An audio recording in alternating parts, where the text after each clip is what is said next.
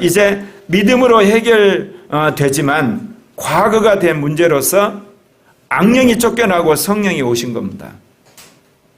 여러분, 죽은 영을 가지고 그리고 또한 더러운 마음 속에 악령으로 살아가는 사람들이 곧 이방인들이에요. 그래서 이방인들은 하나님이 있다고 말하지 않는 거예요. 어지간해서 이방인들이 회개하지 않지 않습니까? 그럼에도 불구하고 그들이 선을 행하고 의를 추구하고 진실을 추구할 수 있는 것은 하나님의 영이 그 사람 마음을 조명을 하세요. 그래서 선을 추구하고 의를 하고 진실을 추구하게 하는 거지 그 사람 본성 자체가 그런 건 아니에요.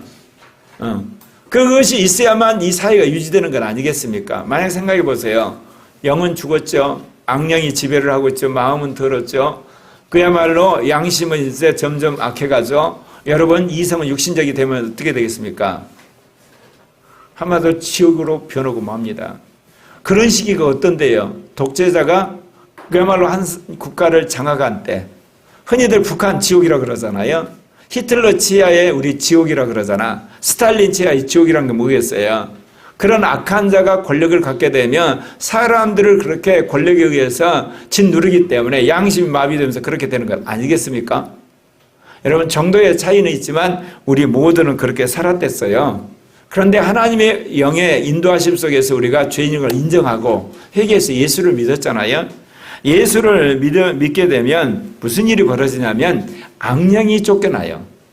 그러니까 내 마음을 그냥 들랑갈랑하면서 장악했던 악령이 쫓겨나는 거예요. 그리고 성령이 오시는 거예요. 그래서 예수를 나의 구주, 나의 하나님이라고 고백한 모든 사람한테 성령이 들어와 계세요. 여러분이 그걸 느끼든 안 느끼든 아무 상관없어요.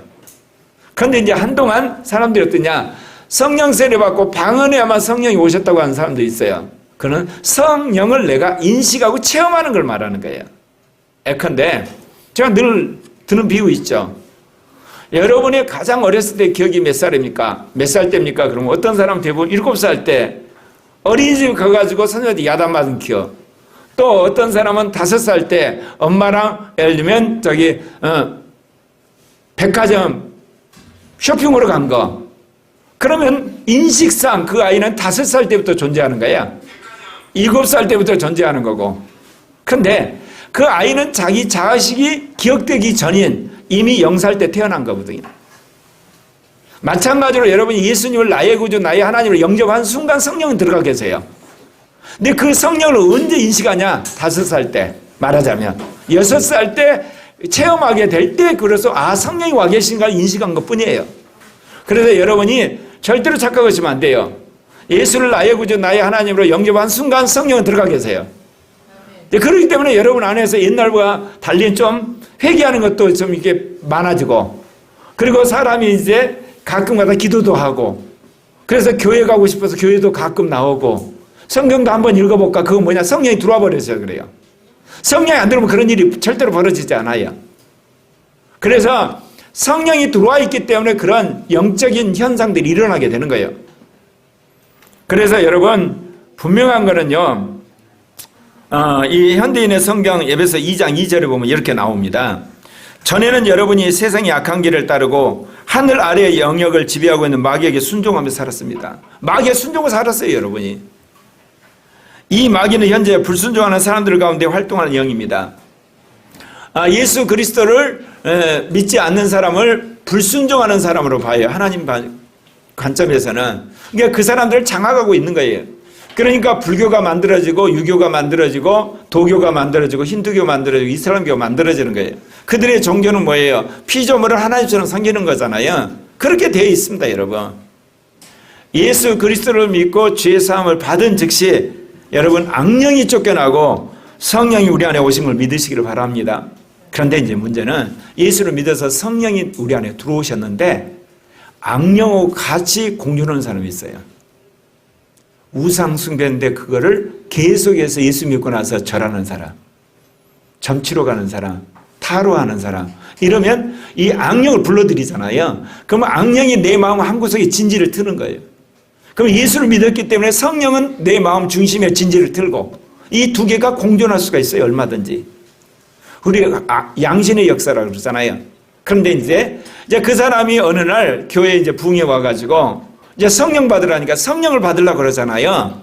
그때 꼭 해야 될 일이 있어요. 저기 옆에 보십시오. 마가복음 16장 17절에 믿는 자에게 이런 표적이 따르니 곧 그들이 내 이름으로 뭐요? 귀신을 쫓아내는 게 먼저예요. 그렇기 때문에 성령 집회할 때 가장 먼저 해야 될 것이 뭐냐?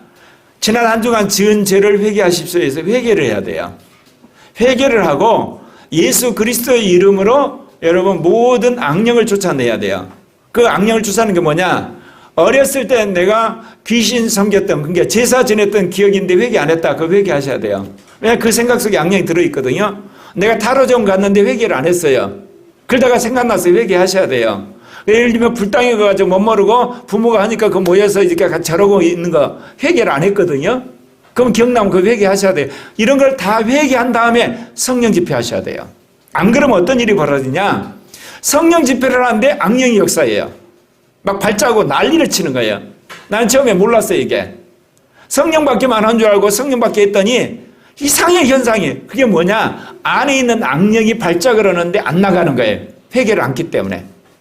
그래서 내가 어떤 그 유명한 1960년대 성령 운동했던 베넷이라는 사람 책에서 그 사람이 그 이야기를 해요.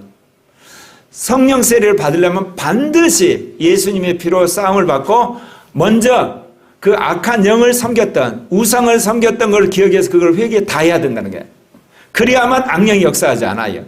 제가 왜 이 이야기를 지금 하는지 이해가시죠? 예수를 믿고 여러분이 성령의 인도하심을 받게 되면 악령이 쫓겨나요.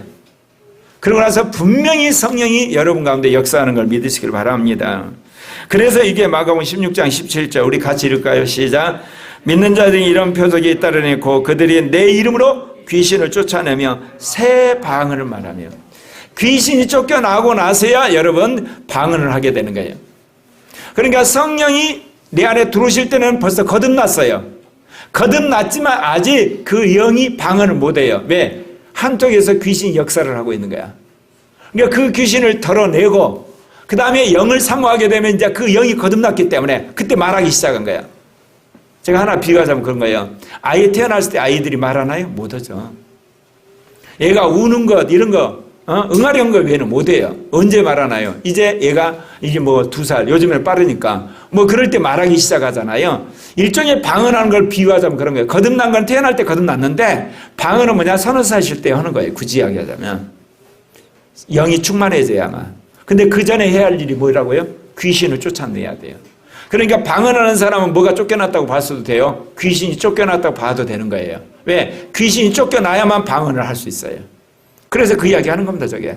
먼저 귀신이 쫓겨나고, 그 다음에 새 방언을 말하면 그렇게 이야기하는 겁니다. 그러면 이제 우리가 이런 것을 인정하고 주님 안에서 이제 살게 되는데, 우리 안에 오신 성령이 우리에게 소망을 주세요. 그러니까 여러분 가운데 나는 소망이 없다. 그럼 회개하셔야 돼요. 성령 받으면 소망이 생기게끔 돼 있어요. 성령은 소망의 영이에요. 종말의 영이고 부활의 영이에요. 영생의 영이거든요. 그러니까 나는 예수를 믿는데 한 소망도 없다. 여러분 성령 세례받고 성령 충만 받고 성령 인도를 받으면 소망 저절로 생깁니다. 네. 안 생길 수가 없어요. 자, 로마서 5장 5절 말씀 같이 읽겠습니다. 시작. 소망이 우리를 부끄럽게 하지 아니함은 우리에게 주신 성령으로 말미암아 하나님의 사랑이 우리 마음에 부음받음이니. 여러분 하나님의 사랑을 어떻게 느끼나요? 여러분 그렇게 생각하죠? 수입이 많이 들어오고 월급이 많이 들어오고 하나님 사랑이다. 그럼 뭐 진급하면서 하나님 사랑이고 건강하면 사랑이고, 그거는 여러분 하나님 사랑을 여러분이 해석한 거예요. 해석. 하나님 사랑이라는 해석한 거고, 직접 하나님의 사랑이 그냥 가슴 뭉클하게 여러분 느껴진 건 성령이 하게 하시는 거예요. 그러면 여러분 생각해 보십시다. 여러 가지 하나님의 축복하심으로 사랑을 여러분이 깨달아지는 것이고, 안에서 사랑을 느끼는 것이 어느 것이 더 여러분 진할까요? 여러분 마음 안에 성령이 느끼게 하는 사랑이 더 진해요. 이것이 여러분 환난과 풍파와 어려움을 이기게 해요. 여러분 승진했다가도 어때요? 월급 올라갈 줄 알았는데 월급은 쥐뿌리가 올라가면 어때요? 일은 더 많아지고 화내잖아요. 근데 여러분 안에 성령이 계셔서 여러분을 성령 안에서 사랑을 느끼게 하면 환경이 어떻든 관계없어요. 그래서 여러분이 성령 충만을 받고 성령에 사로잡힌 여러분 되시기를 바랍니다. 그래서 악령은 쫓겨나고 성령은 이미 오셨습니다. 과거가 된 문제라는 겁니다. 예.